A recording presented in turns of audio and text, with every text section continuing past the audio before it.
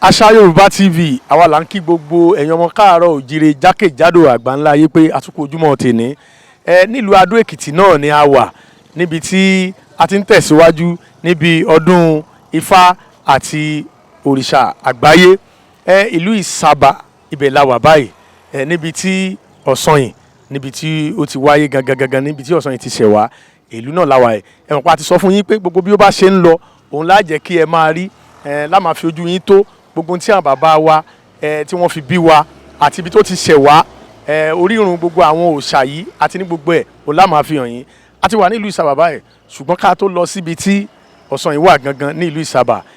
àkọ́kọ́ fẹ́ ṣe kábíyèsí sí ọba aláròkejì ASABA ti ìlú ISABA lẹ́yìn tá a bá ti kúrò lọ́dọ̀ kábíyèsí tá a gba àṣẹ látọ̀dọ̀ wọn tán a kọjá síbi tí OSANYIN wà gẹ́gẹ́ bí a ṣe máa ń sọ fún ẹ̀yin èèyàn wa ibikíbi tó bá wà tó bá ti ń wò wá báyìí tó sì ń gbọ́ wá báyìí tá a bá ti débẹ̀ tí wọ́n bá ti ń ṣèwúre kan sí kejì ìwọ náà máa ṣe àṣẹ níbi tó wà kó máa fi ọkàn tiẹ̀ náà tọrọ ohun tó fẹ́ torí gbogbo ohun tí àwọn bàbá wa fi bí wa òótọ́ ló wà nínú ẹ̀ òdodo wà nínú ẹ̀ àṣẹ sì wà ń bẹ̀ bó ṣe wà láti ayé àtijọ́ ṣùgbọ́n wá kù sọ́wọ́ tiẹ̀ bó bá ṣe nígbàgbọ́ nínú ẹ̀ sí bẹ́ẹ̀ náà ni ó ṣe gbé ọ sí a ti wà ní ìlú ISABA báyìí láti lọ síbi tí OSANYIN wà OSANYIN tó wà káàkiri gbogbo àgbáńlá ayé ibi tó ti ṣẹ̀ wá ibẹ̀ la wà yìí ní ìlú Adó Èkìtì ó yá ẹ máa bá wa ká lọ.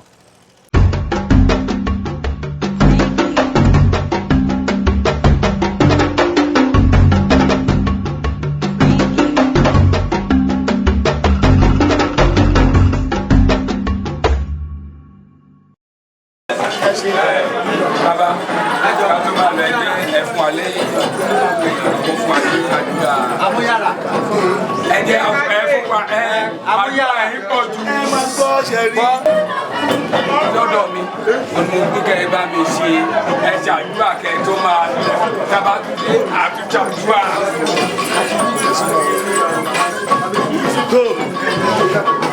ìlú ISABA kò ní bàjẹ́. àṣẹ. ìlú ISABA kò ní bàjẹ́. ọwọ́ kálukú àmọ́ àwa la wá lọ́dún yìí ẹ̀yin la bá lọ́dún yìí àpáyélẹ́mí ọdún kan làwọn ọ̀rọ̀ tó lò pàdé láyé láyé gbogbo àwọn ọmọ yẹn wá jù pété ẹ bá lóko rẹ sí ìpínlẹ̀ pété ẹ rò fún mi sí ìpínlẹ̀ àdàpọ àdánù àbámọ̀ kò ní jẹ́ ti kúta ike burúkú níbẹ̀ ẹyẹ òkúkú ò ní dọ́nà ilé ló wọn wọlé ayọ̀ ló wọn wọlé tá a bá padà dé àwọn awúre. kábíyèsí bàbá pẹ́pọ̀ ní tí wọ́n ti sọ bẹ́ẹ̀ fún pẹ̀lú ọ̀rọ̀ àtọ́jọ́ pàdé wọn.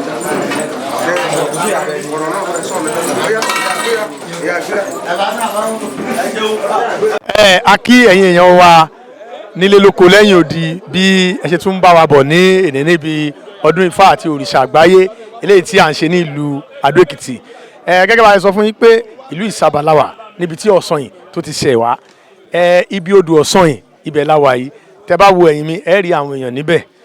tí wọ́n ń bu omi tí ẹ̀ ń wò yìí omi tó ní agbára ni ó ti wà láti ayébáyé gbogbo ẹni tó bá mu omi yìí ní tá a gbọ́ nípa ẹ̀ ni wípé gbogbo ohun tó bá ti wà lára ẹ̀ báyìí yóò máa ṣiṣẹ́ yóò máa jẹ́ fún ni tó bá jẹ́ni tó gùn òṣìṣẹ́ lára ẹ̀ tẹ́lẹ̀ tó bá ti ní àǹfààní láti mu omi yìí ó dandan kó mi yìí kó máa jẹ́ kí oògùn kó jẹ́ lára ẹ̀ gbogbo tó bá ti ń lò àtewé àtegbò tó bá ti ń lò kó máa jẹ́ fún nítorí pé OSANYIN òun ló léwé àti egbò ṣẹ́yìn náà wá rí i pé gbogbo ẹ̀yin tẹ́ ẹ sọ ìṣẹ̀ṣe nù tí ẹ torí ẹ̀sìn kan tí ẹ sọ ìṣẹ̀dálẹ̀ ẹ̀yin tẹ́ ẹ sọnù ṣe rí pé nǹkan ńlá lẹ sọnù báyìí èyí tẹ́ fi ń dààmú wá tí ò sọnù kiri ẹ padà sídìí tí wọ́n fi bí yín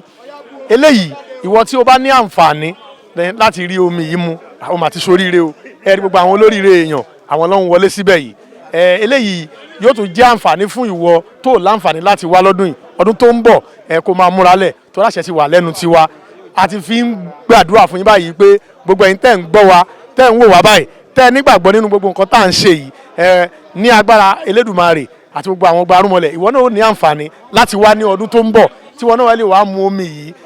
a tún fi àsìkò yìí kí bàbá wa Ṣọlágbadé Pópóọlá tí wọ́n jẹ́ ààrẹ gbogbo onífá jákèjádò gbogbo àgbáńlá ayé nítorí pé ní tí wọ́n ń ṣe fún wa yìí àǹfààní ńlá ni ní tí bàbá yìí ń ṣe fún wa yìí àǹfààní ńlá ni fún gbogbo àwa tá a jẹ́ oníṣẹ̀ṣe tá a mọ̀ àti àwa tá a ti mọ̀ ṣùgbọ́n tí wọ́n fi ìṣẹ̀ṣe bí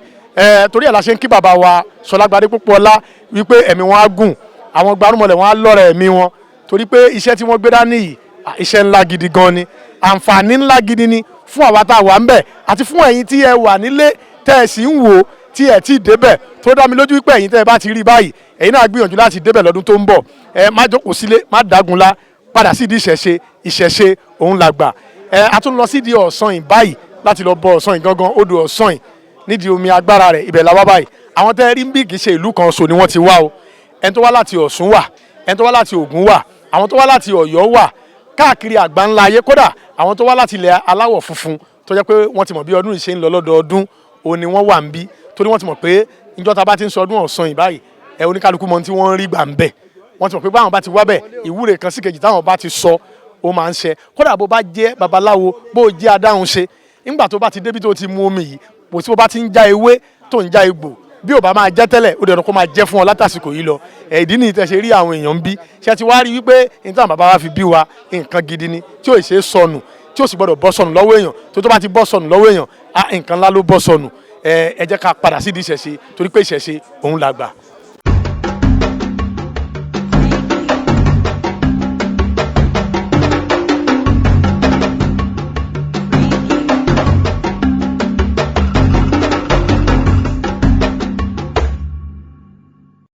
Asayorubatv, Asayorubatv.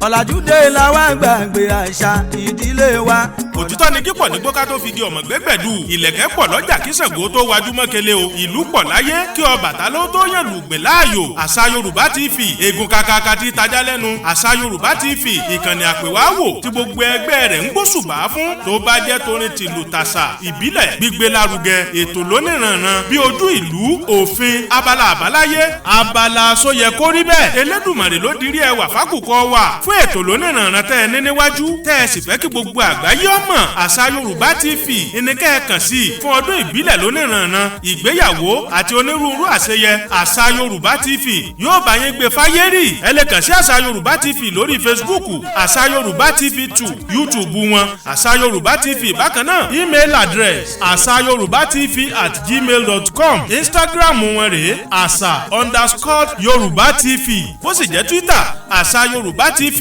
Tẹlifóònù nọ́mbà wọn rèé 070-637-34729 tàbí